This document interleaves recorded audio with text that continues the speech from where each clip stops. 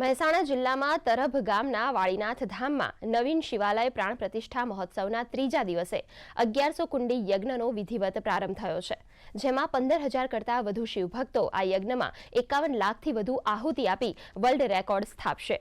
ઉલ્લેખનીય છે કે 1100 કુંડી મહાયજ્ઞમાં મોટી સંખ્યામાં શિવભક્તો શિવકથાનું રસપાન કરવા વાળીનાથ ધામ ખાતે પધારે છે। આ પ્રસંગે વાળીનાથ ધામના મહંત જયરામગીરી બાપુની રજત તુલા કરવામાં આવી હતી। સાથે જ ભજન, ભોજન અને પૂજા અર્ચનનો ત્રિવેણી સંગમ યોજાયો હતો। આ મહાયજ્ઞની પૂર્ણાહુતિ 22 તારીખે પ્રાણ પ્રતિષ્ઠા પૂર્ણ થયા પછી કરવામાં આવશે।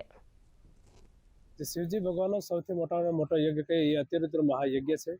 5 દિવસનું આયોજન આજથી શરૂઆત થઈ ચૂકી છે અને 5મા દિવસે પ્રાણ પ્રતિષ્ઠાના દિવસે જ્યારે પ્રાણ પ્રતિષ્ઠાનો કાર્યક્રમ પૂર્ણ થઈ જાય એના પછી યજ્ઞનો કાર્યક્રમ પણ પરિપૂર્ણ થઈને શ્રીફળ હોમનો કાર્યક્રમ રાખવામાં આવશે અને એના પછી મહત્વનું એ રાખ્યું છે કે જે યજમાનો આમાં આહુતિ આપી રહ્યા છે એમને ભેટ સ્વરૂપે સનાતન ધર્મથી જોડાઈ રહે, સનાતન સંસ્કૃતિથી જોડાઈ રહે એના માટે એમને ભગવાન શિવની પ્રતિમા સહિત યંત્ર સહિત ભસ્મ અને માળા અર્પણ કરવામાં આવશે।